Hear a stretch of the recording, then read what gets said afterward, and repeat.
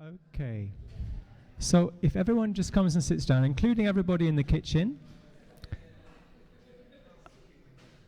I know the chocolate cake is good, but you've got to leave it, okay? You've got to come and sit down. Okay, so I'd just like to say a very, very warm welcome to all of you. My name is Father Richard, and I have the great joy and privilege of being the parish priest here at Our Lady of Fatima in White City. And before I hand over to Francis, I just wanted to explain why we're here. So this is an event which kind of came out of a bit of blue sky thinking earlier this summer. Our parish Care for Creation team was looking forward to this season of creation, which we celebrate every September and October. And we were very aware that this year there would be a particularly urgent focus with the COP26 conference on the horizon. We were very aware that that is very much concerned with those power makers in the world, our political leaders, economic leaders, who pull the big levers, who make the big decisions. And we pray for them that when it comes to Glasgow, they will have the courage and the humility and the boldness to make the decisions that need to be made at this time in our human history. But we also thought, well, you know, we have to ground this in our local community, in our real lives. I don't know if any of you, did any of you watch the amazing, I thought it was absolutely wonderful, the Earthshot series which started last Sunday evening with Prince William? Did anyone watch it out of interest? It was on BBC One, 6:05, the first of 5 series. Really fantastic. I really encourage you to watch it. Very realistic about what's happening in the world, but also very hopeful. And what really struck me with that was that looking realistically at the big problems of our planet at this time, and looking for solutions. And time again, the solutions that Prince William and the team were highlighting were coming from the grassroots. There were bottom-up solutions, small communities in different parts of the world, individuals with brilliant ideas. And that really struck a chord with me, because I think for anything to take root, for anything to happen and to change in this world, it has to happen in the local. It has to happen in real communities and real people's lives. Yes, those big levers at the top are incredibly important. Of course they are. There are systems that need to change. But it's what happens on the ground that is often the most important and the biggest impact in the long term. So that's the idea for this evening. We are celebrating living in Hammersmith and Fulham, living in White City, living in our local area. What we can do as part of our communal effort and our individual effort to tackle and reverse climate change. And what can we do as a community? All of the big ideas, and we're going to hear from our panel this evening, but how do we actually connect? So it's not a them and us. It's not these people up here have got all the answers and we've kind of somehow got to point fingers at each other. No, we've got to leave all that behind. We've got to be in this together. We've got to work together. And it's got to be absolutely rooted in our lives and in our communities. So that's what we're doing. We're bringing the big themes of COP26 and everything we're going to be hearing and talking and praying about in the coming weeks. We're bringing them right down here to our lives. The pavements, the playgrounds that we step on, that we walk on. What can we do? So that's the idea for this evening. So it is without further ado and a huge joy that I pass the microphone over now to our chair for the evening. And I'm going to really enjoy saying this next part. Our newly elected councillor for Wormholt and White City, Francis Umer.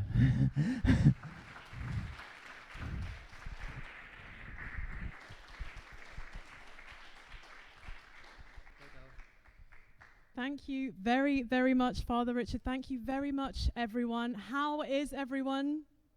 Okay? Okay. Wonderful to see you all. Wonderful to be joined by a wonderful online live stream community. So you're very, very welcome too.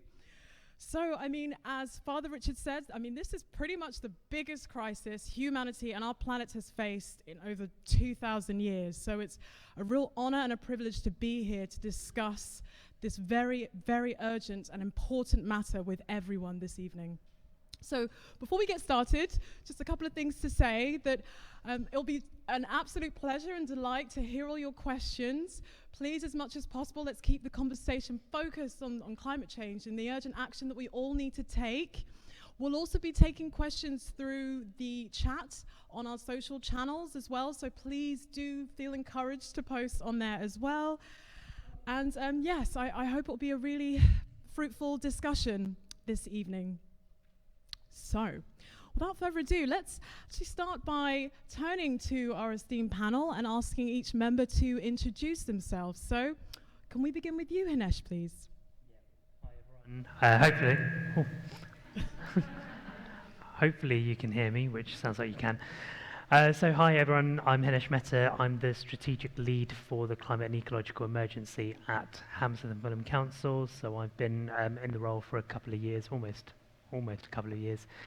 So I lead a small team at the council. We work across the whole organisation and across the borough to try and decarbonise every part of our lives and every part of our built environment and everything else that goes with it. So yeah, that's me. Thank you, Hinesh. Pat. Hello, everybody. I'm Pat Tukey. I live locally in the borough and have done for 45 years. I'm part of a group of residents who are trying to imagine 2030, how life will be in 2030 in this borough. And incidentally, I'm also part of Extinction Rebellion locally. Thank you, Pat. Anthony. Hello, good evening. Volume, yeah, that's I'm Andy Slaughter. I'm the MP for Hammersmith, which of course includes White City and Wormholt.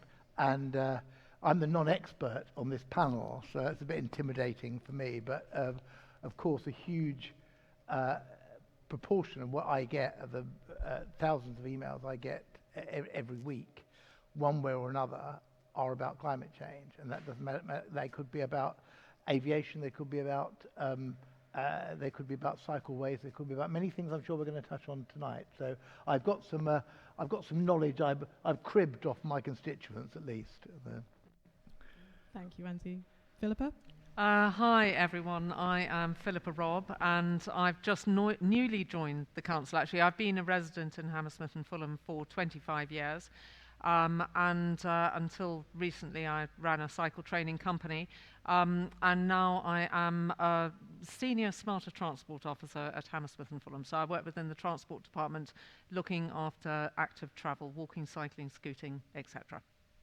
Thank you very much. And I think perhaps a little round of applause for our panel who've joined us this evening, and a round of applause for everyone who has joined this evening and is on the live stream community. So thank you everyone. Okay, and also just to add, in addition to having questions and discussions this evening, we're also going to be showing 2 videos. So just to prepare yourself for some content that's come through from the local community, which will really help enrich the conversation further. So, without further ado, it's over to you. Does anyone have a question that they would like to ask the panel? We have also received questions in advance, so I can refer to the list, but it would be fantastic if there is anyone in the space that would like to ask a question. Thank you. We have a mic coming over to you, so when the mic gets to you, please do introduce yourself. Just tell us your name and your question. Hi, I'm Della. I'm a local resident. I'm delighted that Hammersmith and Fulham have declared a climate emergency, which sounds a bit of a paradox, but I'm glad because it means that they've employed an emergency crisis team. Hinesh is heading up. I understand there's a good, strong team of about 10 people. And Hammersmith and Fulham have set an ambitious plan to make the borough carbon neutral by 2030. I would love to know more details about how that's going to be achieved. And I would love to know more about what initiatives your team, Hinesh, are taking and hopefully advertising and hopefully putting out there to the community who will be able to collaborate, take part and become aware of. So the more knowledge we have, the more opportunities we can take part in local initiatives would be very, very welcome. Thank you very much, Stella. Over to you, Hinesh. Thanks for the question. So first thing to say, yes, we do have a very good climate team at the council, about 8 or 10 people. 8 or 10 people isn't enough to solve the climate crisis, certainly not in a big borough like Hammersmith and Fulham, so we work with actually lots of people across the whole council and beyond the council to decarbonise everything that we do. So there's a lot of people involved, lots of good people involved working on that. The first thing I'd say we need to look at is the strategy, how we're going to get to a net zero future or a low carbon or carbon zero future. So we've recently approved and published our strategy on how we're going to get there. That strategy is split up into several challenges. So we're looking at the big challenges that we need to act on, and within all of those challenges there are lots of ways of residents and organisations in the community can get involved. So those challenges are decarbonising homes, buildings and energy, travel and transport, the things we use, so all the things we buy and use, and how we decarbonise that. Ecology, we also declared an ecological emergency, and there is a biodiversity crisis, so we have a strategy on how we will renew biodiversity. And the final challenge is adapting to climate change. So there are already elements of climate change already happening, some in the borough, and we need to adapt and prepare for some of those things, prepare our people, prepare our ecosystems, and prepare our infrastructure. So those are our challenges. I won't go through all of them in detail. I'd encourage you to look at our website for a bit more detail on that. And sorry, ways of getting involved. We've got quite a large program of activity happening at the end of this month in advance of COP26. So building on this momentum for the big global summit happening in Glasgow, and we're putting on lots of local programs to help share knowledge, build knowledge in the community, get involved in local climate action, and learn from not just from us but from each other as well about things that are happening in the community. So all of that is going to go live on our website by the end of the week, so you can sign up and get involved in all of that. Thank you. And Pat, I wondered, do you want to add a perspective from Imagine 2030, please? Yeah, actually, I'll add a perspective from being one of the residents on the resident-led commission. Because after the council declared the climate emergency, they set up a resident-led commission of what ended up to be 13 people, local people, to help work with the climate change unit, the climate emergency unit in the council. And it was quite a broad range of people, including a young student from the borough and a number of others who volunteered, basically. That was all done through 2020, and we came up with a report which Andy's got sitting on his knee, part of it, I think, the report from the Climate and Ecological Emergency Commission, and that helped to feed into the plans that Hinesh is talking about. We did lots of kind of meeting with people and really had lots of ideas, some of them pretty crazy probably about what we could do in the borough, some of them very practical. We landed it all with Hinesh and his team, and many of them have turned up in the plan that has now been published for what's going to happen between now and 2030.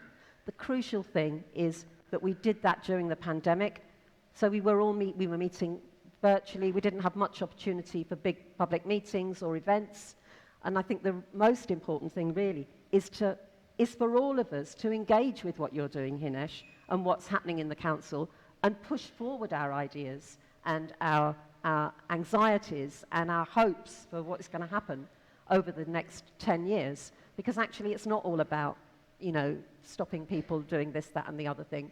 It's about making Hammersmith and Fulham a much better, healthier place to live, and particularly dealing with the fact that it's poorer people, it's people in social housing, it's people who don't have much already who are going to suffer most when the effects of the climate emergency hit us, as they're already starting to do. Look at the flooding. Thanks, Pat. Okay. Oh, we have another question. Thank you. Just wondering how much the panel believes that food and food choices are affecting climate change. Do you have control over what is served in schools? For example, in St John's Wood, a school has gone completely vegan because of the horse meat scandal and the complexity of dealing with halal and non-halal. Are you going to do anything about perhaps encouraging soya meat and meat alternatives? And are you aware of the forest fire? Look at In God's Name, Do Something, sort of the whole of Africa is burning. And are you aware of this catastrophic influence on our environment that has been kept suppressed by big food and the media? Thank you very much for the question. Who would like to answer that? Hinesh, would you like to go first? Yeah, Just in terms of the council's perspective on that. Yeah, thanks for the question, and I'd love to know more about that particular school if they've gone fully vegan. That's brilliant. So school meals and the food served in school is quite a complex area, as I've come to learn over the last few months. We're looking at how we can change, not necessarily change food choices, but provide more options and give people the choice and bring people with us on that journey to reduce our food-based emissions. They make up quite a big proportion of the emissions of our personal emissions. We are working at the moment on a food strategy for the council and all of the food that we're responsible for. We're not necessarily responsible for all of the food in every school, because a lot of schools are academies and therefore they're responsible for their own. So we've got a lot of engagement work to do with schools, especially those that are beyond our control, but we've got a lot of work to do to engage parents and children as well on the impacts of the food we consume, and try and bring them on that journey with us. Thank you very much. Thank you.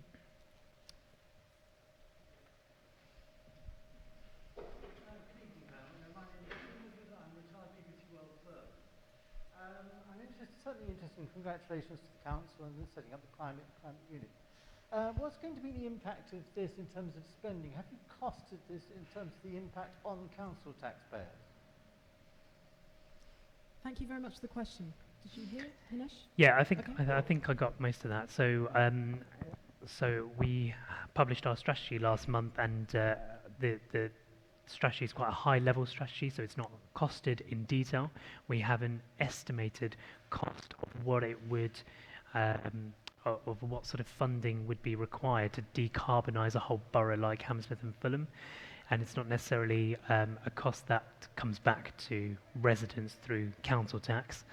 It's funding that is that we've got to seek from many different sources, particularly central government funding, probably international funds as well. So it's quite a large figure. I think other boroughs have we've used estimates from elsewhere, and we think it will be in the several billions, because the majority of that is decarbonising our homes and buildings, and that costs a lot of money.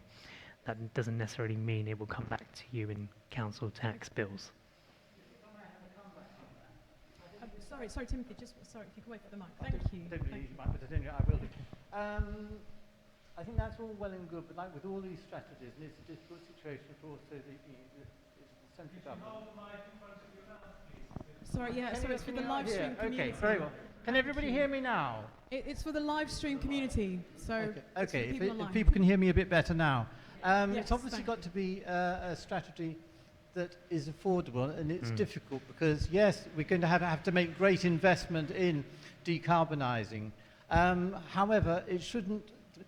I think it's important that the strategy does not adversely impact people who are extremely poor and on the edge now, who are marginalised.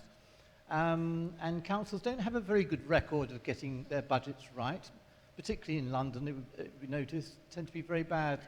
So I don't want it to go to a political strategy. I want it to be an effective strategy that actually really helps people, that the money doesn't get lost in bureaucracy, endless meetings, the usual thing it goes. I mean, I've seen this in the BBC over many years. I know how these things go. So you're talking about several billions, but how are you going to try and put this to a referendum to the borough residents? How are you going to try and convince the residents of the borough that this is a worthwhile strategy to pursue? I think that's a very good question. I mean, Pat, I see you leaning forward. Well, yeah, I do have some comments on your question, though obviously I'm not from the council, so I've got nothing to do with council budgeting. But I think one thing that people need to remember is that the next 10 years we're going to be spending a lot of money anyway. For example, I live on an estate that has communal heating, and our boilers are coming to the end of their life, so they will have to be replaced. It's not a council estate, it was built by the GLC, but it's an estate of residents and leaseholders and tenants.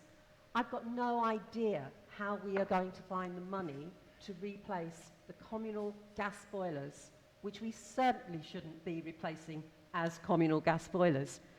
So somewhere the money to help us to change from a very unsustainable form of heating our estate has to be found to help us pay for. Obviously, we've got to carry on paying for the energy we use, but we need to find a way of having a much better infrastructure for our little estate of 80 flats or so.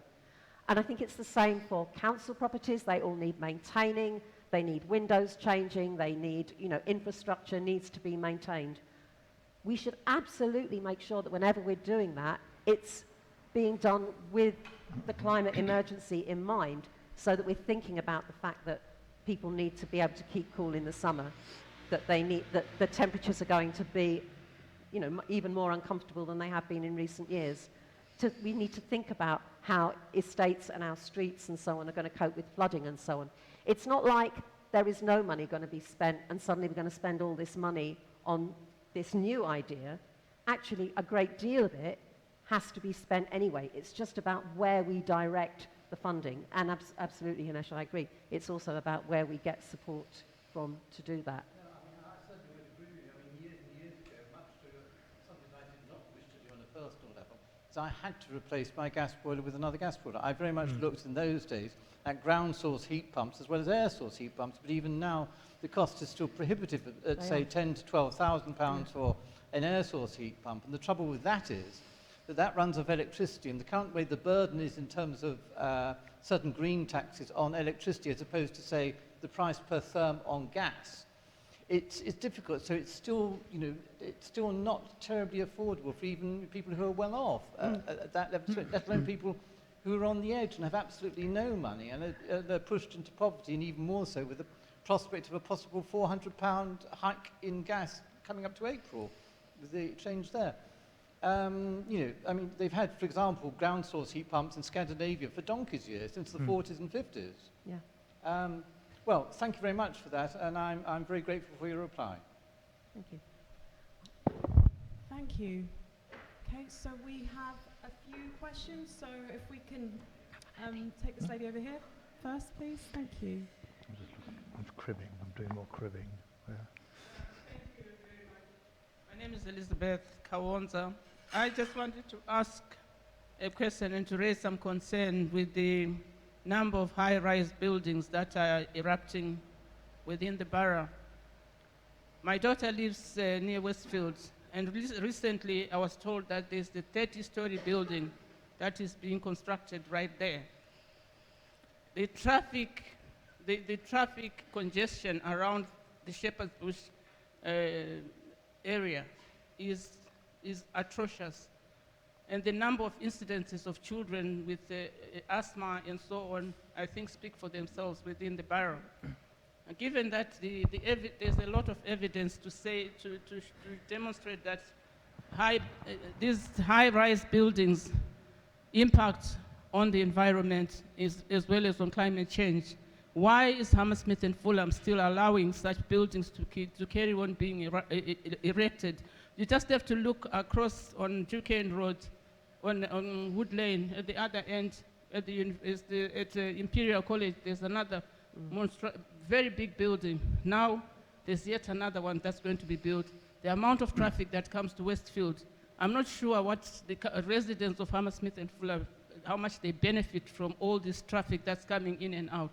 Do we get a stipend from all the businesses that are there?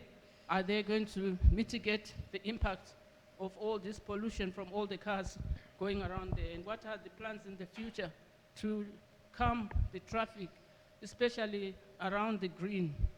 Because at the moment it's really, really unsafe. You just have to go there, sit there for maybe half an hour, and you can see black things on your, if you are wearing something white. It's very concerning. Thank you very much, Elizabeth. And just at this point, I'm just going to take 2 more questions so we can make sure that we're having as many voices heard as possible, and then we'll come to the panel to respond to the questions. Thank you.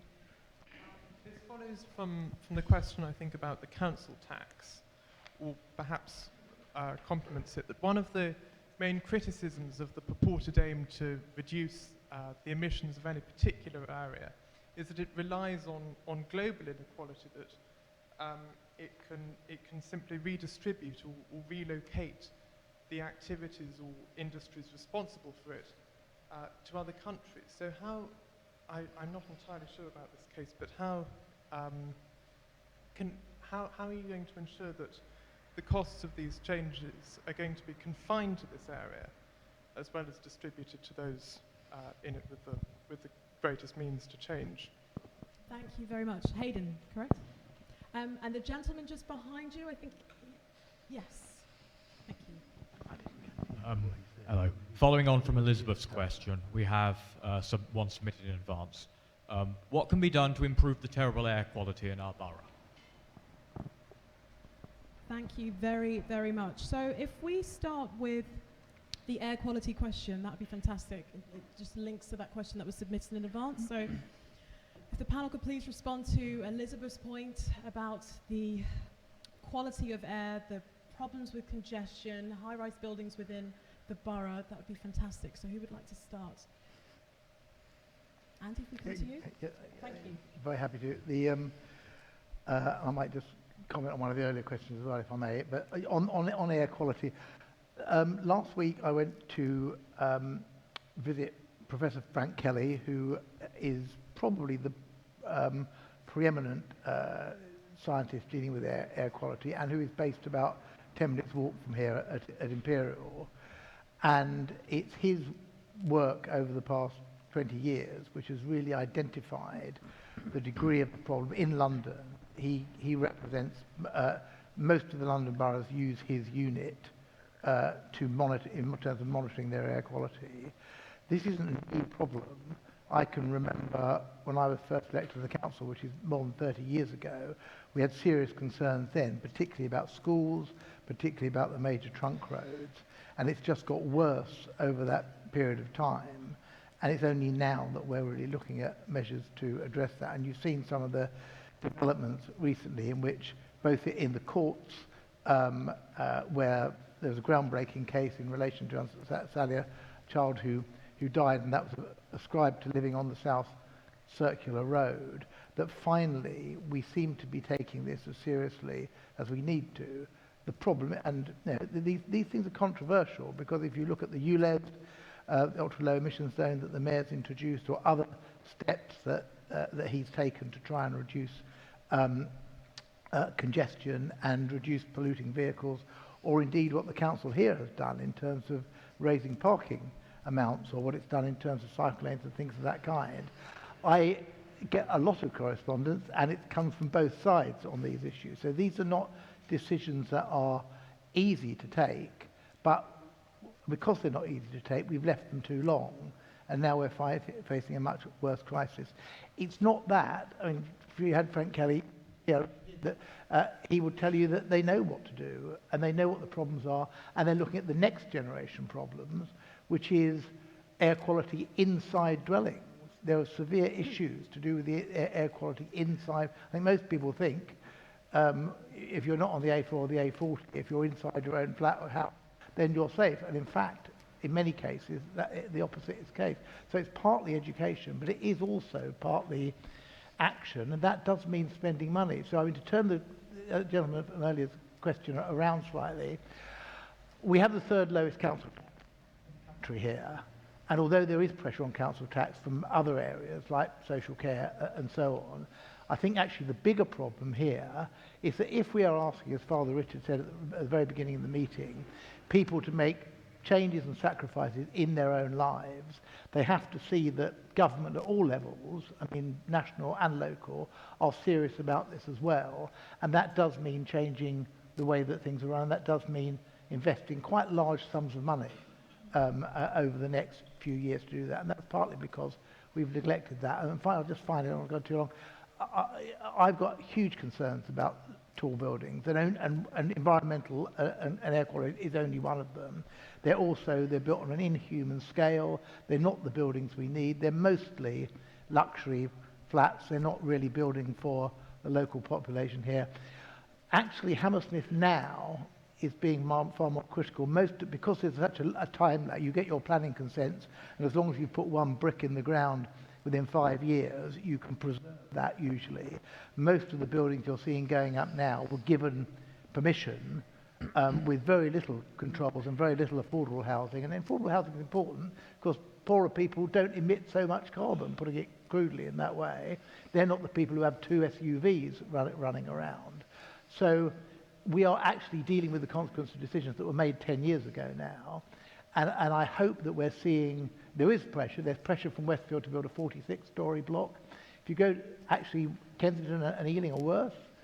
North Acton, if you've seen that, 55-storey blocks being built there. A really horrifically poorly thought out townscape. Kensington are about to do the same thing as well. Hammersmith has just managed to negotiate with the developer for the opposite, what I call the poor man's Shard, the Imperial 35-storey. On the back of that, of course, we get one, they proliferate. A developer was trying to build I think it's about a 29-storey block immediately opposite that, and that's been negotiated down so far to 18 stories. That may not be ideal, but certainly I get the impression from talking, as I was today, to the cabinet member responsible at Hammersmith, they are aware of this, and they need to build the right type of housing, and that includes on the right scale. Thank you, Andy. So in terms of the question that we also had from Hayden, in terms of the costs and ensuring that costs are, or the focus of investments really coming into the borough and are focused on making improvements within the borough and the local community, Inesh, is there anything you would like to say in response to Hayden? Yeah, so just following on from some of what Andy said, I think we also need to think about the regulations that we place on a lot of these buildings if they are going to get approved. Hopefully we negotiate with them and maybe reduce the scope of them or whatever, but the other element is putting in the regulations to deal with the emissions, the traffic, the other social issues and whatever comes with them, so we can mitigate the impact of some of these developments. In terms of the money that comes from them, there is possibly some benefit from some of those developments because it contributes to it contributes to council funding and things like that, and it helps keep council tax low, but it does have those negative externalities, those negative effects that some of the questions have been talking about. So I don't know if I've answered the question, but maybe not. Thank you very much. Pat? If we're going to talk about air quality, surely we have to talk about cars and how we get around our borough and through it. You know, who drives in the borough, who needs to drive in the borough, how public transport works in the borough so that people don't have the need necessarily to drive quite so much. How I think an enormous amount of traffic that goes through our borough is actually going through our borough. It's going from somewhere out there to somewhere in there. And we are bearing the emissions that creates. So that's about really good, public transport that people really want to use and can use. And it's about making it easier for us to get around our own borough, or, within 2 or 3 miles of where we live, without having to get in a car, if you're lucky enough to own a car. And actually, most people in the borough don't even own a car. So when we worry about, the car lobby and so on, having such power, I don't understand why they have such power. Most people in Hammersmith and Fulham don't have a car. How do they get around? On the bus, maybe on the tube if they're going into work. They walk, they cycle, they push their buggy, they maybe get on their scooter.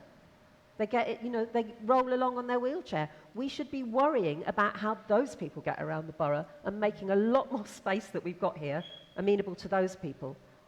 And I'm afraid that means taking away some of the space from the cars. And that's what I'd like to see by 2030, actually, is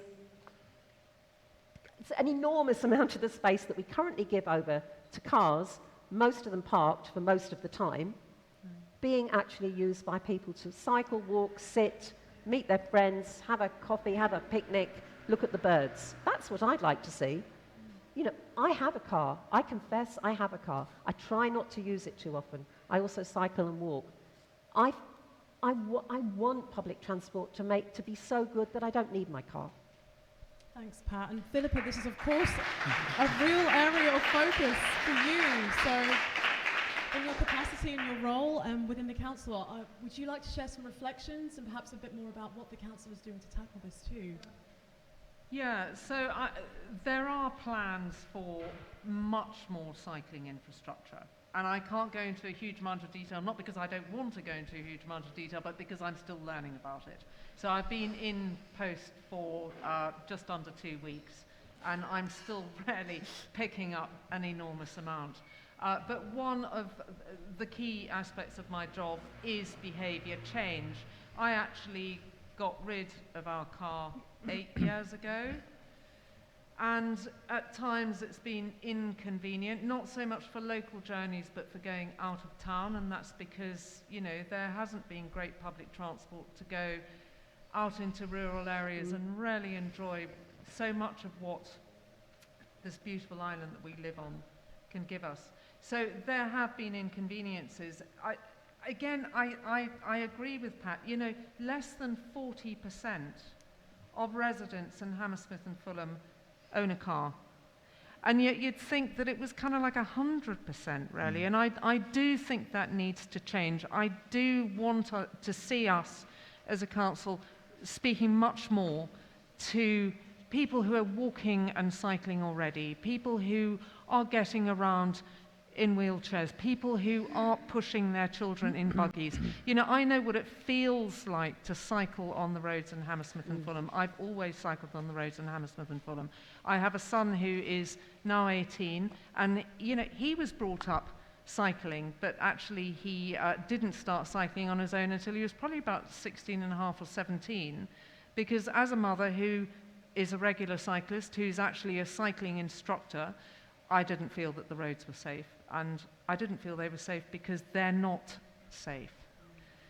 So, the council is offering free cycle training to school children and to adults. It's available to people who live, work and study. You've taken it? I've had it. I have. Fantastic. Anything free.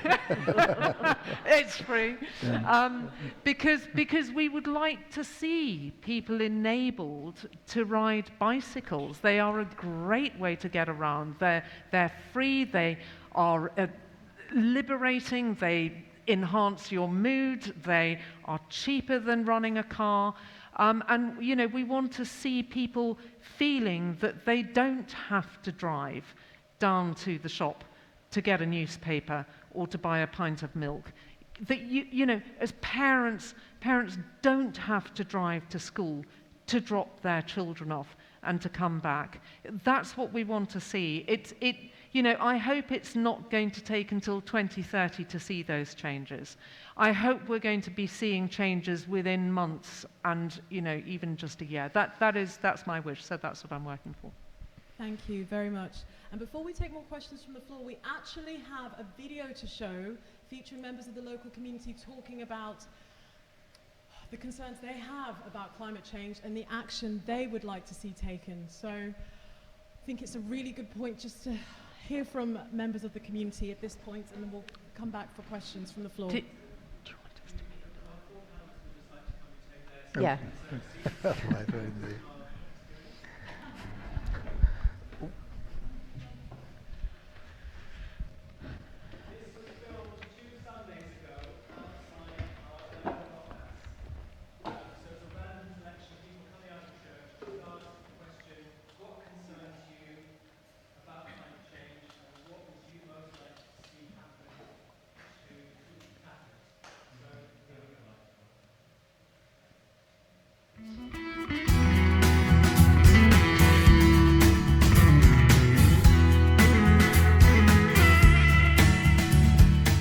So what worries you about climate change?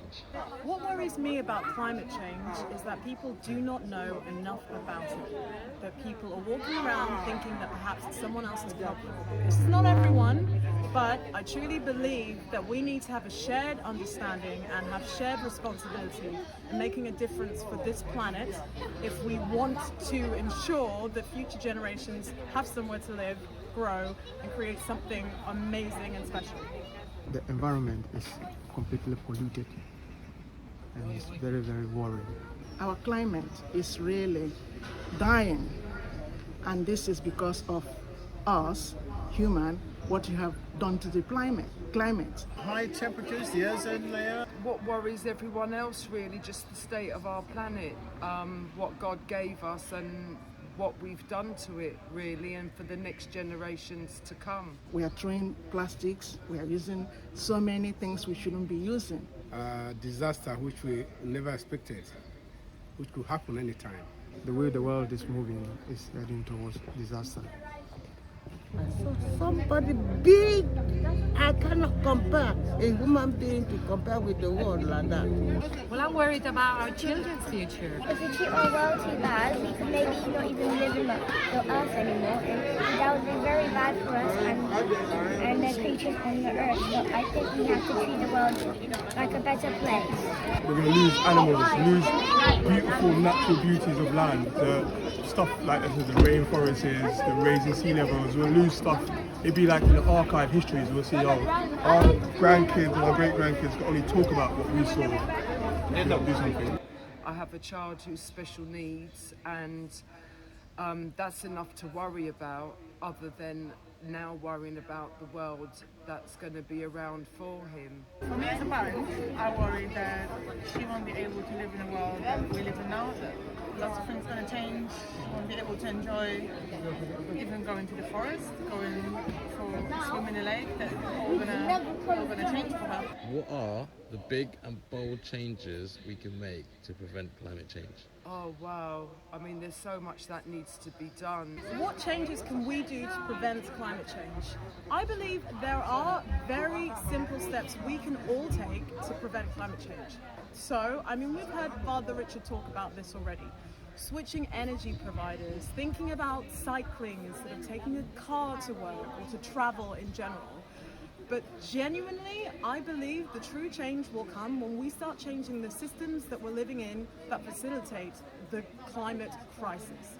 So this is all about our leaders taking active preventative steps, dismantling the systems that are existing right now that are contributing to this crisis in order for us to all have to make a collective change to make a difference. Our clothes, we should do something with them, recycle. People are not recycling. There are a lot of people wasting food, even though we are claiming poverty, but a lot of food waste. And that's not good for the climate, and that's not good for us. On my part, I play my part by walking to work, spend more time walking rather than going by public transport or driving most of the time. Small changes in our household, so save the lights, switch them off whenever you leave the room, right? Save water, don't shower for half an hour. Little things. If we all do them, it's going to make a massive difference. To be little things as well, like not driving everywhere, get on a bike when you can, walking. Yeah, there's small little things we can do, and we all collectively do it. I think it will build up. People need to change the way we use energy, right? Because energy is not clean, and people waste energy, and that needs to change. I think people should walk to school, walk to get to their workplaces. That's number one thing I think we should do. And another thing is stop buying plastic waters. Boil your water if you can.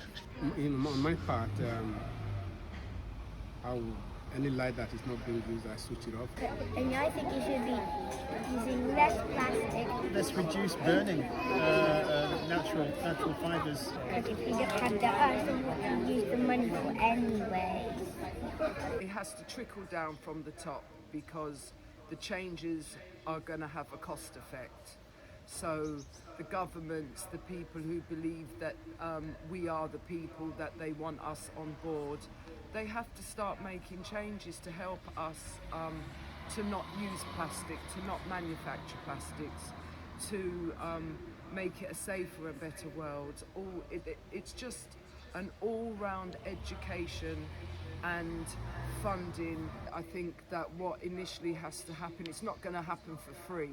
Governments need to support communities need to support families, because we've been so used to the way that we live with plastics, with everything else, that the education of change needs to come in. We just need to all support each other as a world family. We need the help and we need the funding, and the planet is crying out for us all to listen and to help.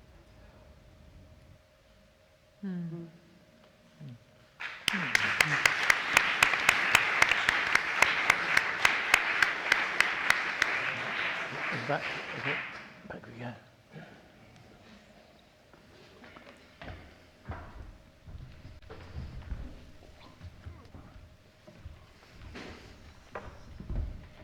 Thank you. I think that was an incredible video, some really helpful suggestions and perspectives shared. And just in terms of a question we've already received in advance that links really nicely to this video, I'm coming to you, Philippa and Pat. I mean, I think there's this broad agreement that in the fight against climate change, there's all sorts that we need to do in terms of radically changing our everyday habits, our patterns of behavior, and our lifestyle choices, reducing weight, cutting air travel, all the things that we heard about in the video. So I suppose, how can people be persuaded to make these changes in their behavior? Shall I go first? Yes, please. Well, I think it's really hard to encourage people to make changes in their behavior. I think it's essential, but I think it's not enough. I mean, if we all here decided that we won't go on the next flight we were planning, how much difference is that going to make? How many people here are actually planning a flight? I mean, most of the flights that are taken by less than 10% of the population, and especially most of the multiple flights are taken by a very small proportion of the population. So, we can, yes, of course we should at least reduce, if not cut out, I haven't cut it out yet, reduce the amount of meat we eat, reduce the amount of dairy, because we know what the impacts of that are on a big scale. And so reducing that is a good idea. Of course, I don't need to buy new clothes. I've got plenty of clothes. And actually, COVID and staying home a lot has shown many of us that we don't need quite as much as we thought we needed, which is great. But all that kind of cutting down, not going out, not doing things, didn't actually make an enormous amount of difference. For a while, the air was cleaner. For a while, things were quieter. For a while, people said they could hear the birds singing. But actually, it's pretty much gone back to normal, hasn't it? And people are, you don't feel like that anymore. And the actual impact that COVID had on a global scale in terms of cutting our emissions was actually very small, and nothing like the amount we need to cut our global emissions on an annual basis anyway. It didn't even manage to do that for 1 year. So although I think that it's really good for people to make individual choices and, cut down plastic, don't buy bottled water, think about your food, don't buy so many clothes, hopefully give up your car, or at least, maybe try and share your car. Some people do need a car, but think about really whether you need it and what your impact is. But there are big changes that have to be made that are going to make the actual difference. And if we're all trying on our own to do those things, that's great. And we can turn around and look our kids in the eye if we're doing that and say, we really tried. I did try to do that. But the big things have to be done at a much bigger scale and a much bigger level. And that's why actually it's what we do politically, what noise we make, what we say to the people that we elect, whether they have power or not, and what we buy, what we spend our money on. We're consumers, so we need to think about what we're buying and who we're buying it from. And on that point, I think somebody raised the issue earlier about, cutting down things here, but having an impact elsewhere because things get made somewhere else or are brought from somewhere else. So yes, we should think about buying local, being much more local, not exporting all the things, not getting all our clothes from cheap manufacturers elsewhere in the world, clothes that are designed to be to be worn 5 times, for example. That's one example. Such big things need to be done. It helps with a personal sense of responsibility and that you're doing something to do the small things, and let's all do them. But actually, it's not going to be enough. Thank you, Pat. Philippa, would you like to add anything? Yeah, I hear exactly what Pat is saying. There needs to be systemic change. There's no question about that. I do think, though, there needs to be hope, rather, because otherwise we can all fall into this, spiral of despair and think, well, there's no point in doing anything because there's no systemic change, and so we're all doomed. And I think, many of us who care about this issue probably go through that phase. I certainly went through it for a long time of thinking, oh my gosh, there's just no hope. It's just all absolutely desperate. There is hope. And, the hope is actually following your heart and doing something. If you care about this issue, there's a movement called degrowth. Why do we need to buy 3 things because they're being sold for the price of 2? Just buy one of them. Why do we need to buy a new wardrobe for every single season? It really doesn't, if we think about the impact that that's having on, sort of just cotton growing and on just the appalling environmental impact. Yes, the fact that we individually decide that we're going to be, spending our money through charity shops rather than spending it through, sort of Primark or H&M, it might have the impact of a bee sting, but a bee sting still hurts. And so I think that actually individual action is really, really important. And I have found enormous hope in changing some of my own behaviours, like, for instance, giving up the car. That it just made me feel empowered. It really did. I can do it. Giving up meat, we haven't given up dairy, but giving up meat. Just little things like that make you feel that, there is something that you can do. There is something that you can say. And yeah, I hope that makes some sense. Yes, thank you very, very much. And so, questions are open from the floor. We do have a question from Rebecca Abbott, who is joining us online, so I do want to ensure we ask that question too. So let's take a few from the floor. If you wait for the mic, and then that'd be great, so the online community can hear as well. Thank you very much. Hello. Hi. I feel, as I love gardening, and I don't have a garden, but I have a backyard, and I try and make it as green as possible. And I find it very upsetting that people have paved over their front gardens to park their cars. And that is a really bad impact on the environment, because the water has got to go somewhere. It's a danger for flooding and everything else. And I think basically we need money. Well, personally, I think they ought to have to be fined if they do something like that, and it should be reversed. I don't think these car parks should be there instead of a front garden. I think the front garden should be come back and green the environment. Thank you. Thank you very much. Thank you.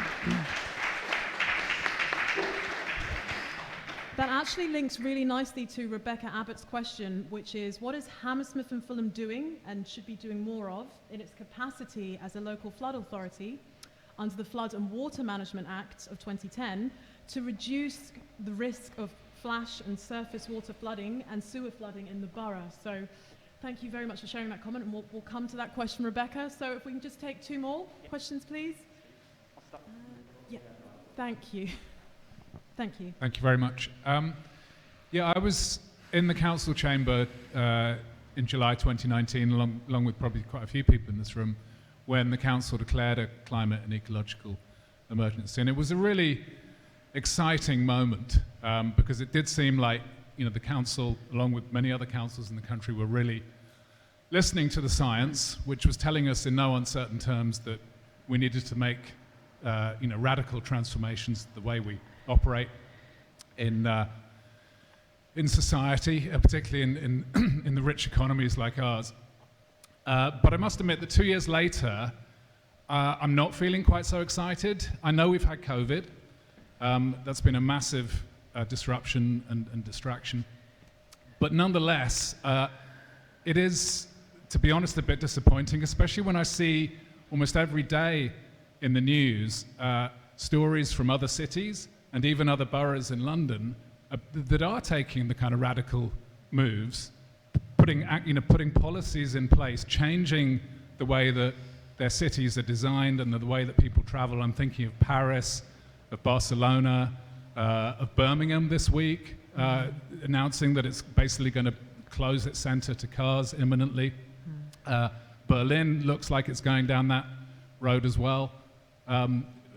And meanwhile, what are we doing with adding a little bit extra to visitors' parking charges? It just feels so slow and so timid. And to give you an example of the way that, you know, car dominance just has not been addressed in our borough, I think the council issues, I think, between 30 and 35,000 residents' parking permits every year. And to apply for one, there's no waiting list. It's an unquestionable right. You pay £119, you get your permit. But if you want to park your bicycle securely on the street, then there are precisely 240 spaces in the entire borough to do that. There's a massive waiting list of 1,378 people for those 240 spaces. So good luck if you're on that waiting list. It may be some time.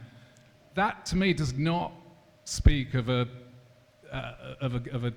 borough that is really committed to transitioning from car culture to active travel. So I guess that's your department, Philippa. I'm sure you're going to be on that. But that's a shocking statistic to me.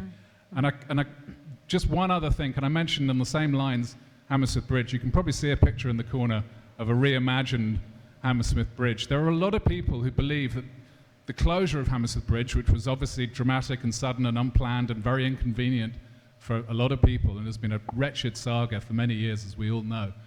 But it is also a precious opportunity to do something creative and reimagine that bridge, which was never built for cars, and to really show some leadership and get people excited about the green future that we all know that we need to embrace. But again, I'm just not hearing anything. Literally, I'm not hearing anything, because I presented a letter to Stephen Cowan a year ago, an open letter signed by 15 different organizations calling for a car-free solution to that particular problem, and no response. So I'd like to hear if the panel have got any thoughts on that. Thank you. Thank you. Thank you very much. Okay, and so just one more question, and I am conscious of the time for everyone. I know everyone would want to get their points across and have a say, so Yes, if we could keep our questions as succinct as possible. Thank you. I believe climate change goes with change of behavior, attitude, and I can see around our community here in White City, a lot of work has been done reminding people to recycle. And nearly under each building in this area now, I can see areas where people need to recycle, put things. But at the same time, are you doing something to continue to remind people? Because children learn quickly and do things quickly. This is we're talking about adults. We've been living in society of consummation, throwing things every time. And I think as a community and council, it would be good to offer a constant reminder, offer people to learn more about recycling, because this for other people can be another culture.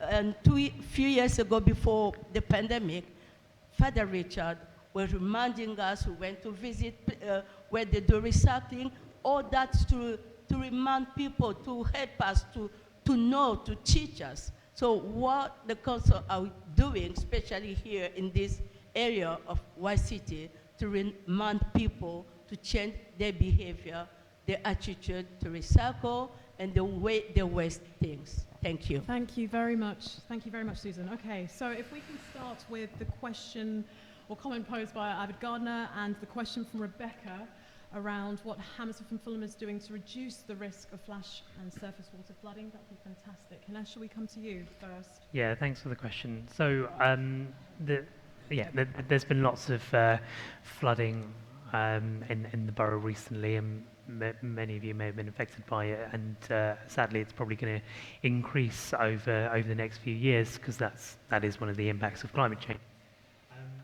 Surface water flooding is quite difficult to control in an urban environment, because what we've done over decades is put a lot of services under our roads, under our streets. So what we're trying to do where we can is look at sustainable drainage systems, and we have lots of examples. I think we've got quite a few in this area as well, to try and soak up some of that surface water as rainfall. And we're looking at other ways of managing our sewage systems as well. I like your point about trying to encourage people, or maybe even force people, to convert their paved driveways back to green spaces, and spaces that we can allow our biodiversity to thrive as well.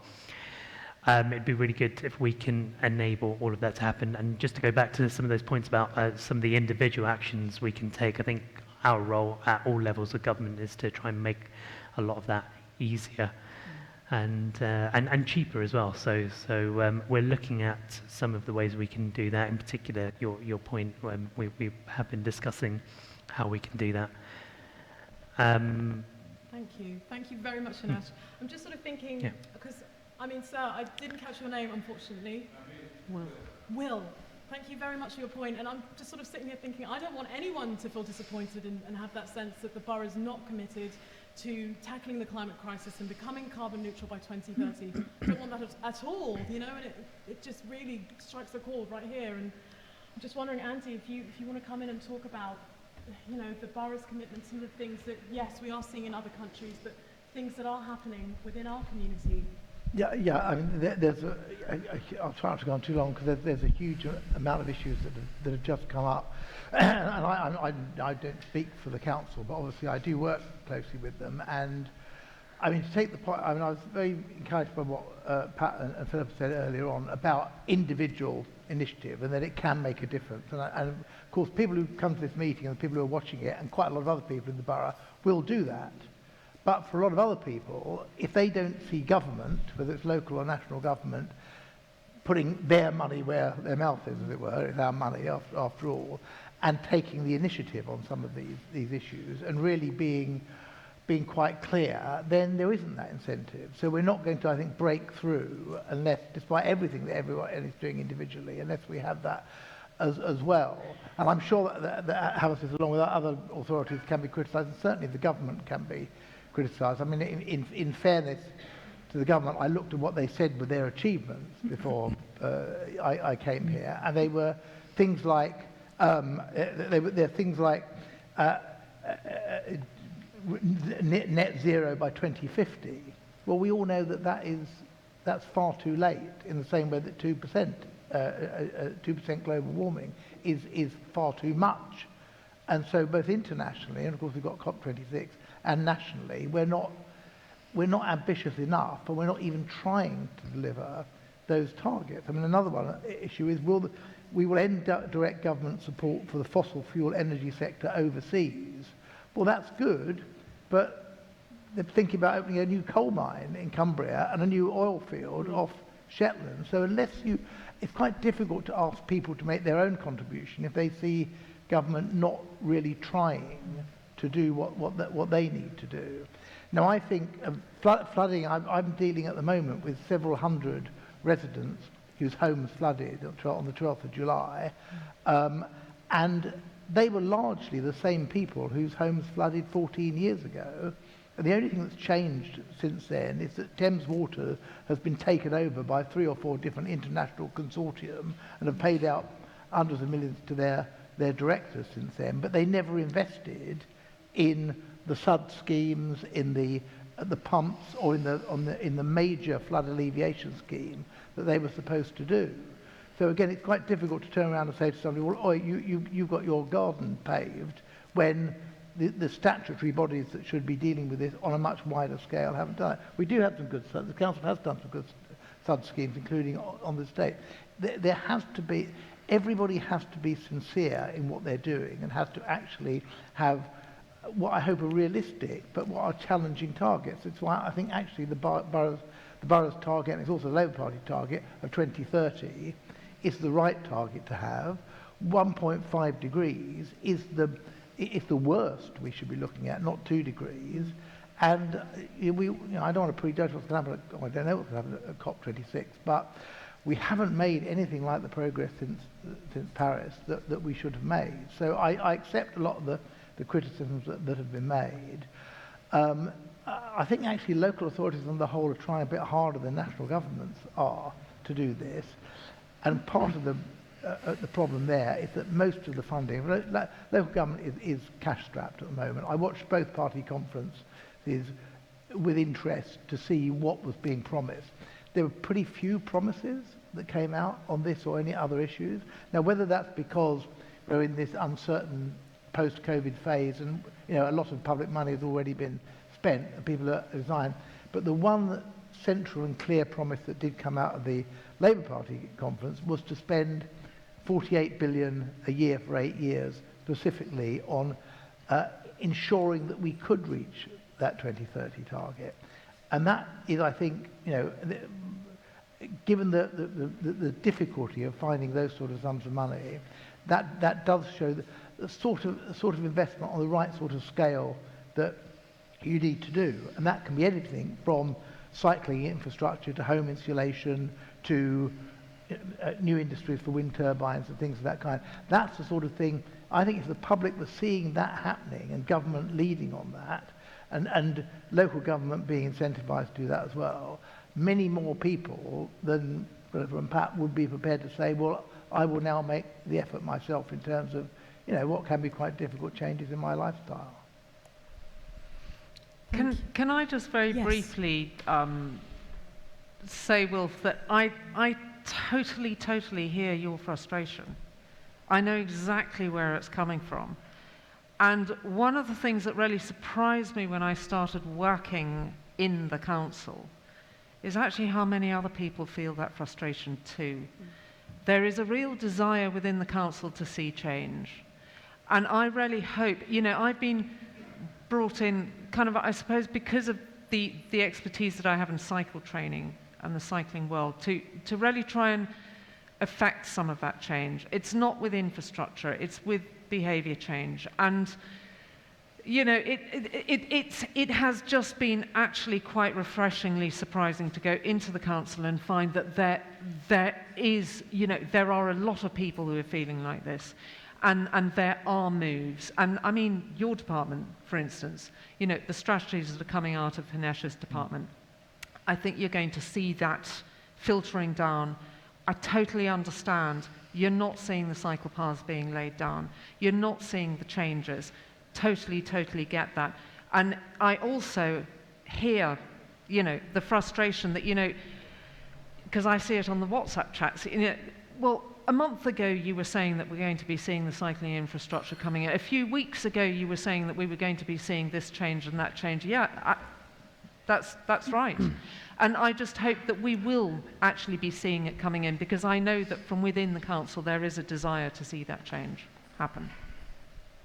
Thank you all very much. I did mention at the beginning we have 2 videos, so there is another video from St. John the 23rd Primary School. I'm going to rely on the wonderful tech team to help put this video on. It's going to be introduced by Mr. Booth from the school. Off we go. Gonna fall down here in a minute. Hi, thank you very much for having us this evening. I've come on a slightly different angle from the other people who are sat here and very knowledgeable about what's going on. First of all, to introduce myself on behalf of the school and the children and the staff at the school, and try and make links within the community. But secondly, to ask for help from all of you in our challenge sort of this year and ongoing with what we're trying to do. We've talked a lot about there has to be huge change from the government and down, but in a not to be too negative kind of way, we aren't going to be here forever, and the children that are in our school are perhaps one day going to have your jobs, and they're the children that are going to be sat here talking to people, and if we can get into them early enough and talk to them about their small decisions, their small choices, they will be the people that make change later on. So I spoke to Father Richard earlier on this week or this term, and I said we're starting this group of climate leaders within our school, and we'd like to do a bit of work within the community. Father Richard jumped at a chance, and then we pulled the children together, and they were frighteningly enthusiastic for change. I was hoping for perhaps we'll put recycling bins in the classrooms, easy job, finished by 3:30. It turns out we had some militant environmentalists, perhaps might be the word, within our school who have huge ideas for change, ideas that are beyond my remit, are beyond the school's remit, but they're talking about, as a lady down here was asking about, we're talking about can we get the canteen to be meat free on perhaps just a Friday to start with. We are talking about during November, can we make a start and perhaps all staff, which didn't go down too well, but all parents on a Friday will walk to school, and if we start like this on a Friday, would that work? Could we get someone at the end of the road on a Friday to block it off so people can't bring their cars down maybe once a week, and we'll try this kind of thing? But I don't know is the long and the short of it. I don't know how big we can make this. I don't know how small this could start. So what I would like to do is ask for any help from anybody in the community. If you have ideas, come in and speak to the children. They can only be what they see in front of them, and if you are in front of them giving them that idea, you could be the spark that ignites the flame within inside them, that changes their life and puts them on a path that ends up with them making huge decisions like you do every day. And I've also come down to nail you lot down to see if you will come into school and speak to them, because it makes my job a little bit easier if someone else does the talking and I can sit at the back doing the nodding. Would be great. But we want to do things about walking to school on Friday. That would be brilliant. We want to know how we can make our school net carbon zero. We want to see what happens in local community and how we can do that, and we want to see how our voices can make a change in the community that we're in. So as I say at the end of every meeting, I'll be stood at the back there at the end, and if you want to come and give me your email address, we can sort something out. But I hope you'll see from this short video that we made that the children in our school are hugely serious about this change. They're really, really passionate, and you'll also have to excuse their expressions. They were enjoying themselves, but we only had a really short amount of time to get this done. So they are having a good time, they just don't look it. It's time to make a change. As young people, we will inherit the earth, and we want to make sure that it's still an earth that we can live on and enjoy. The damage to the planet can be seen globally, but also in our community. We need to work together. We all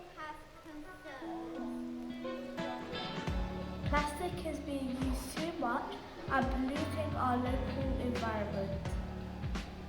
The poorest people in the world are getting affected by us. Animals are becoming extinct. The world we were created to care for is being destroyed. But we also have a plan. We can't sit and wait for people to make the change for us. We aim to be the difference in our community and bring others with us. We aim to reduce the amount of plastic that we use in our homes and schools. We aim to change the way we travel to school to make it greener. We aim to recycle correctly more of our school waste. We aim to make sustainable choices in our own lives. We aim to put others first. We aim to reduce the amount of paper in our school drastically.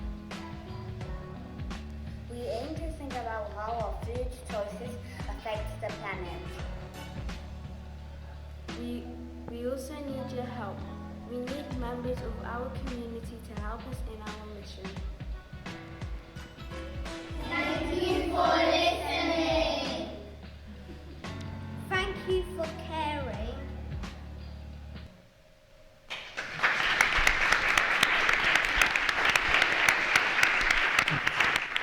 Wow, absolutely incredible.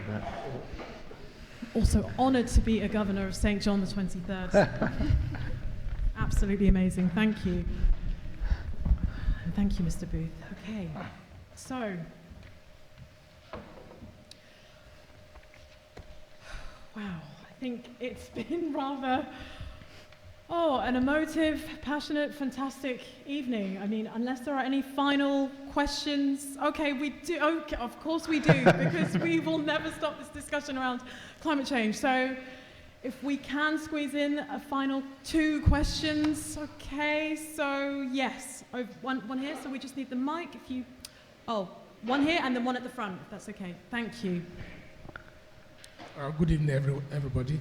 My name is Pius.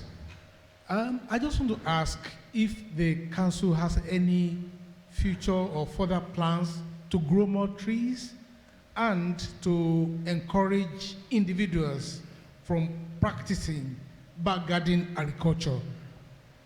Thank you very much, Pius. And one at the front. Oh, okay, so Father Richard has spoken. We're having 3 questions. Thank you very much. Hilda? Yeah, just to say, following on from the children's film, I'm actually looking forward to going into the school on Wednesday. I'm going to do an assembly with them on behalf of CAFOD, which is the Catholic Agency for Overseas Development.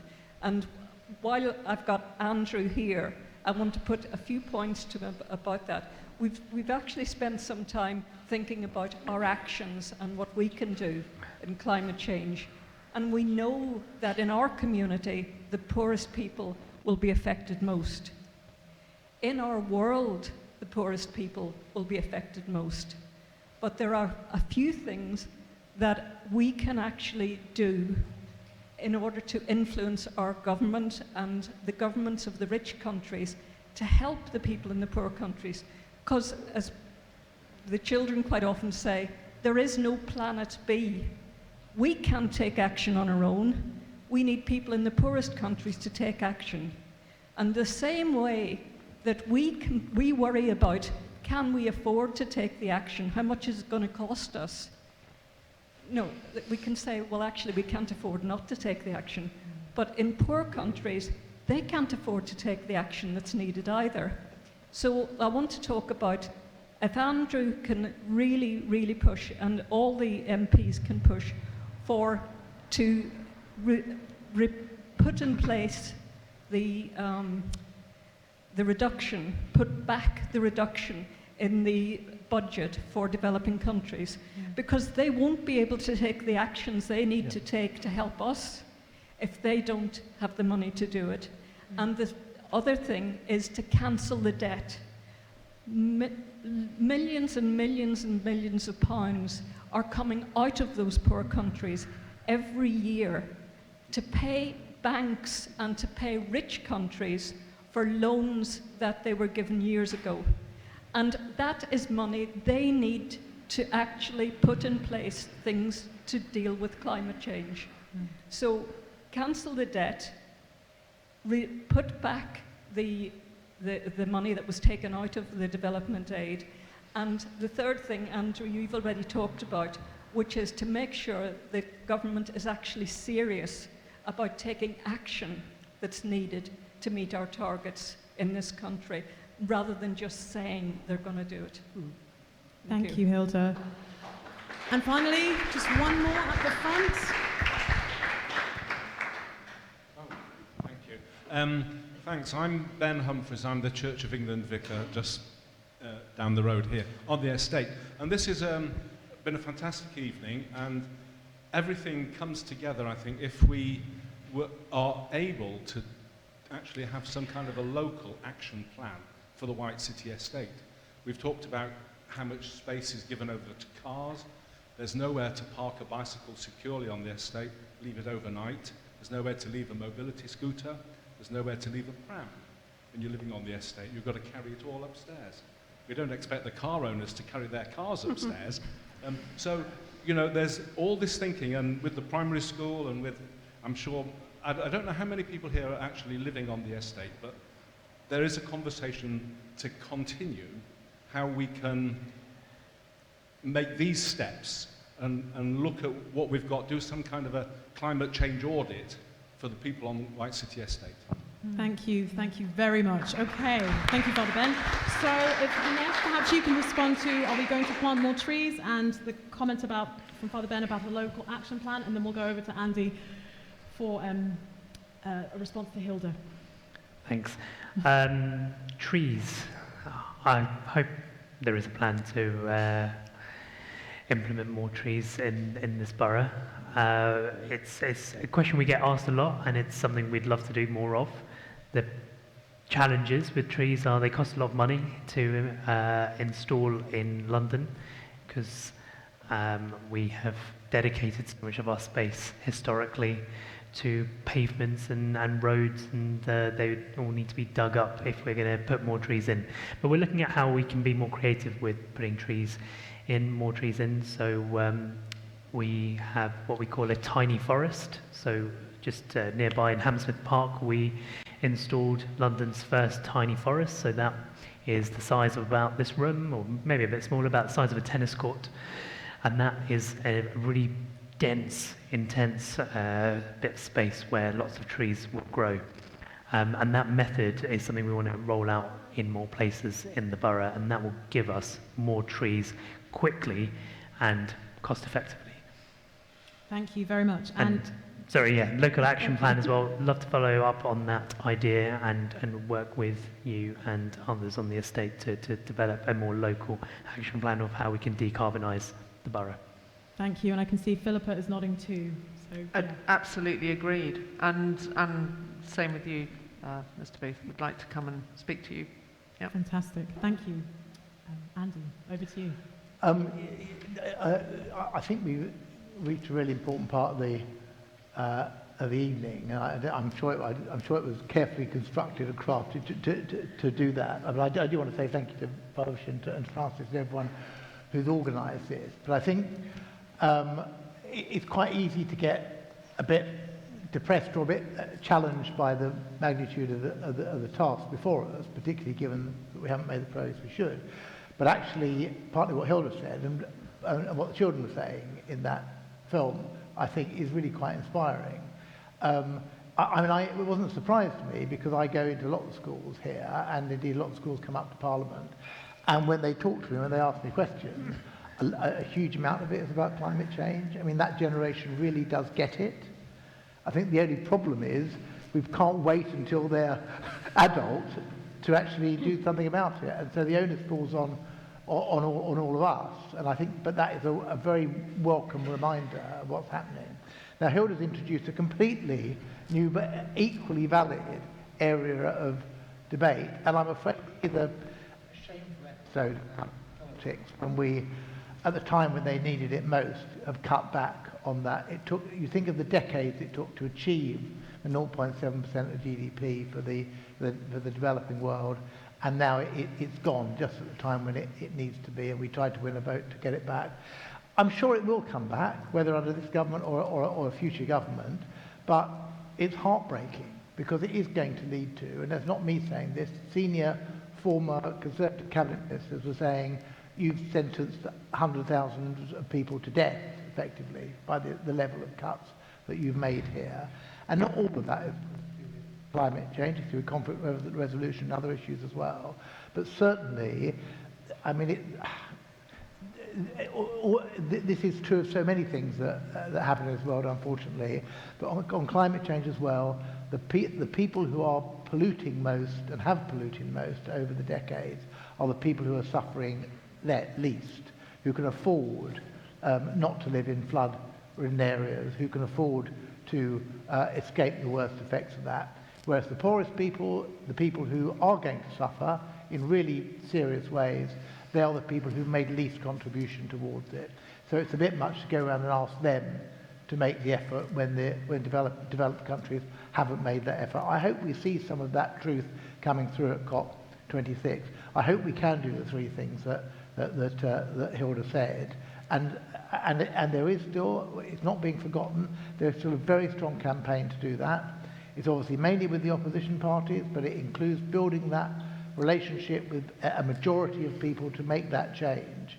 You know, it isn't, even at the time of the financial difficulties of countries at the moment, it is not beyond our competence either to restore overseas aid or to deal with climate change. As Hilda said, we can't afford not to do that. So it is quite inspiring to listen to what people in the audience have said, but to listen to to be lectured by the next generation, I think, is really important for us. So I want to say thank you to the children as well.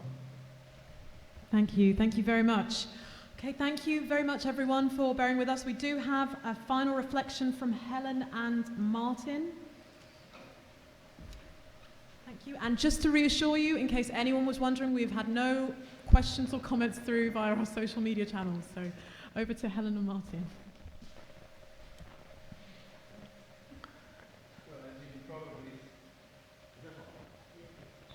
As you can probably see from what we're wearing here, we're with Christian Climate Action. And so we have a whole take on this whole situation as well. Because although we've been talking this evening about practical things that we could do, higher level, and that higher level could do, government and that, it's important that we actually call out the higher government powers.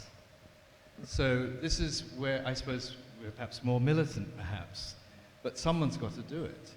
It would seem that petitioning, lobbying, writing letters just doesn't do it. This government, I'm sad to say, just really doesn't seem to listen to these things at all. And hence, we've had to resort to civil disobedience in the line with civil rights movements in the 50s in the States, in line with the suffragettes. When people won't listen, you have to take drastic action. Now, it's non-violent, that's the important thing. But non-violent civil disobedience. Some people say, oh, perhaps, you're extreme. But when the house is on fire, what's more extreme? To call up the alarm, sound the alarm bells, or to sit there and just watch it burn down? Both of us, we're coming from a spiritual perspective here. Helen, did you want to? We met together on a pilgrimage to the G7, which was run by Christian Climate Action, but I've just been walking the Camino to COP, and I've just walked 120 miles between Bristol and Birmingham with a multi-faith group, and they're walking now 500 miles to Glasgow. And it was the most extraordinary experience, and very powerful. And everywhere we went, so many people of all faiths and no faith came out and welcomed us and fed us. And encouraged us, and we really feel, that action like this, as well as civil disobedience, is so important. And when we get to Glasgow, there's going to be a continual vigil of prayer, multi-faith vigil for the whole 12 days of COP. So we're using our art. We're both artists. That's my icon, and that's yours. So. The one outside. And we might finish with the prayer. Well, I just wanted to reflect. Now let's just go a bit more spiritual here. Some of you will have to excuse me. I'm going to speak in Christian language here, really, I suppose.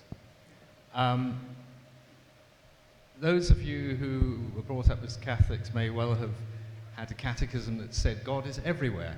Now, I'd just like to reflect on this.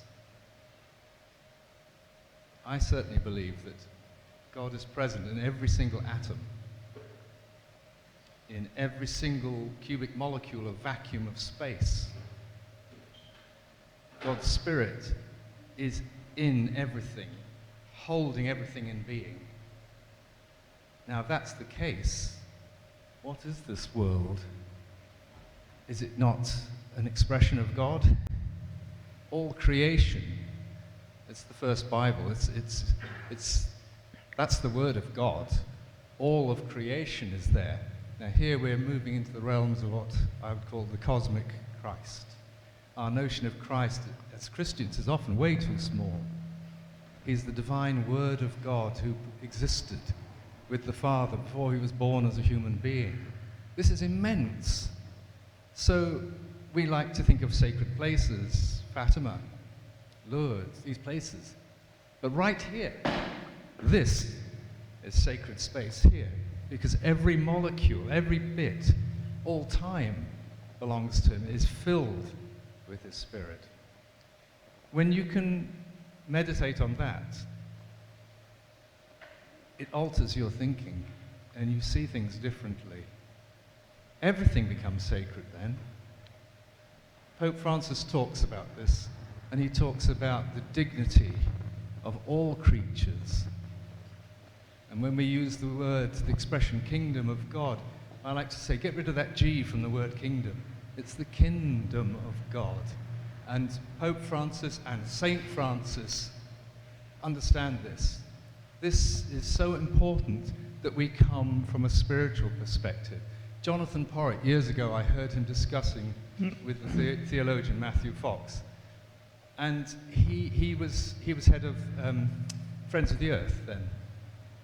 And he said he realized that it was actually a spiritual issue eventually, this whole thing of his greening of his politics. Because he realized that it was all to do with how do you look at it all? How do you look at creation? Where's it coming from? Ultimately, it's to do with your cosmology. How do you see it all? And I just want to encourage everyone to go deeper, to really feel your connectedness with the earth, with everything, with everyone, with all creatures here and on the other side of the world, to feel even connected with a moon that's around a planet and another star system on a galaxy that no human will ever go to, but it's there and it's loved and held in being by God. So let's just come back to this. The presence of God here now amongst us, in the fabric of our body, which remember is recycled atoms. It's original stardust that's billions of years old, just recycled. Let's drink that in and let's feel the pain. It's necessary to feel the pain of what's going on. And it's not pleasant. But when we do feel it, we're more inclined to act. And that's what caused me to paint that. I felt so angry when the cry of the earth, the cry of the poor. We keep hearing this expression. It's all over the place. Extinction Rebellion refer to it even, not necessarily of any faith. CAFOD used this expression. Pope Francis has been using this expression, the cry of the earth and the cry of the poor. This is what we have to really take on inside ourselves and act from. So my prayer is that we feel that we have that connection, know that the Holy Spirit is in all of us and can guide all of us. And that includes these leaders that perhaps we see as failing. We have to pray for them. The lead up to COP26. So much is dependent on them. And we have to be praying for them. I don't know how it's going to happen. A miracle maybe. But we are going to have to pray hard for these people. So let's do all that we've been talking about this evening, but also pray, pray, pray for those people who are going to make decisions that could either save us or doom us. Feel that pain and act out of it. Act out of love, as Extinction Rebellion says. Love and rage, not violence, rage at the injustice, the terrible injustices, those poor in the world today who've lost all means of growing crops. I mean, the billions of people who will be on the move as refugees. We've seen nothing yet. COVID's a mere rehearsal for what we have to deal with in the future. It's a challenge to us to cooperate. Sadly, we're failing. The vaccine needs to go to the rest of the world, and we're not doing that. You know, all sorts of things like this. We've got to. It's a real challenge. Anyway, so Helen, do you want to add anything? Shall I just finish Yes, by reading this wonderful prayer by Pope Francis? It's for all faiths. A prayer for our earth.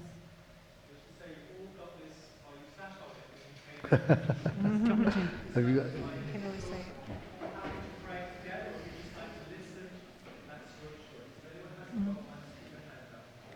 it. A prayer for our earth. All-powerful God, you are present in the whole universe and in the smallest of your creatures.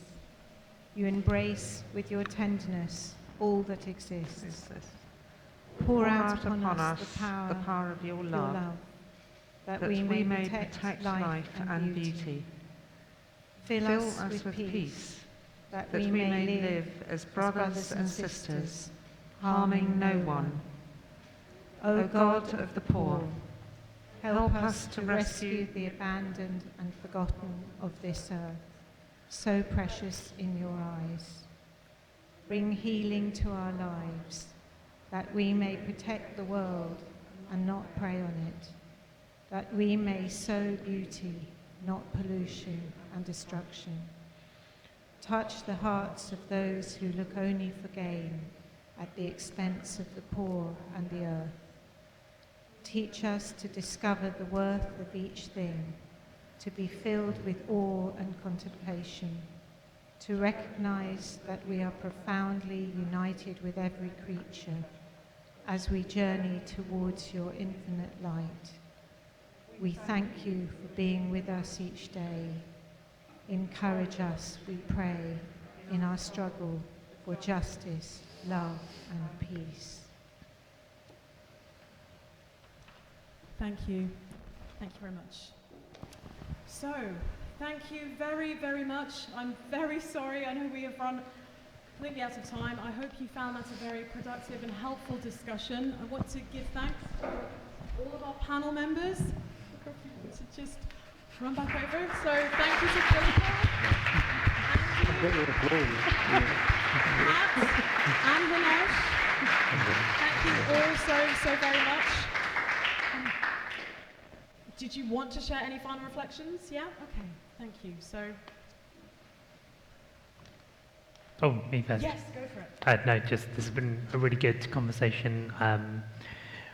Really interested to hear more from all of you. So do get in touch with me. I'll hang about for exchange of emails or whatever. But also encourage you all to attend any or all of our COP26 Climate Carnival events that are coming up at the end of the month. So check out the website and sign up to our newsletter, and you can find all the details there.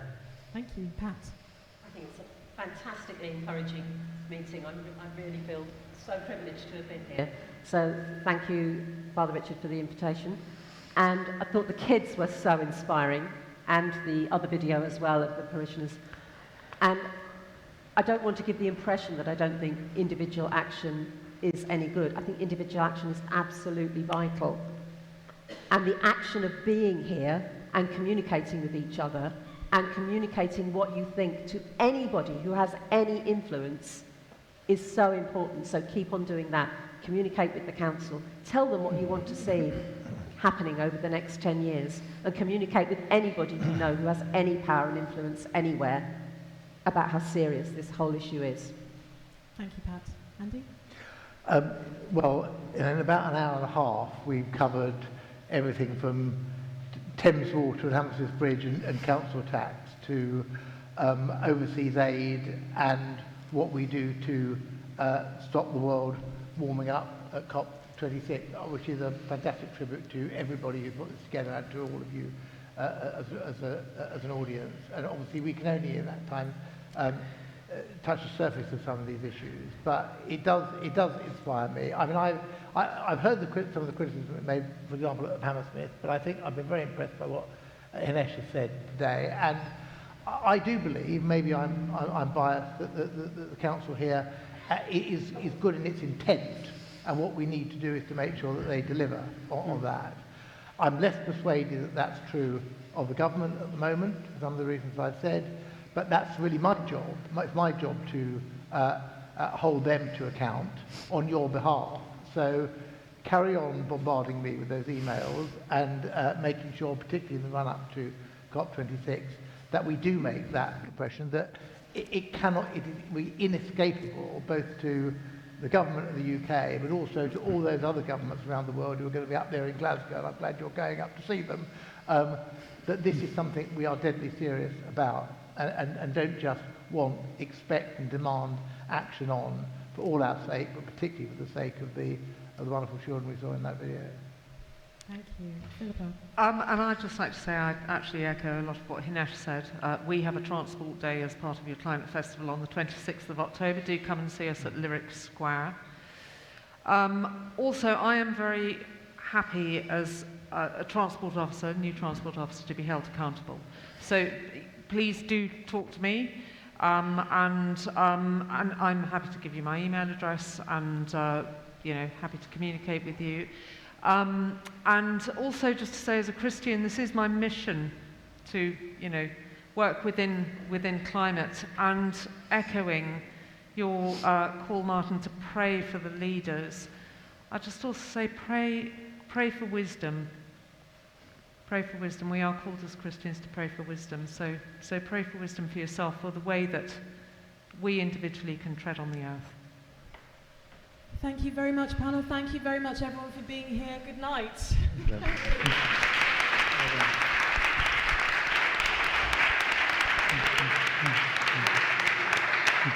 And to our chair. Congratulations to our chair. Thank you very much. It's only her first week. Yeah.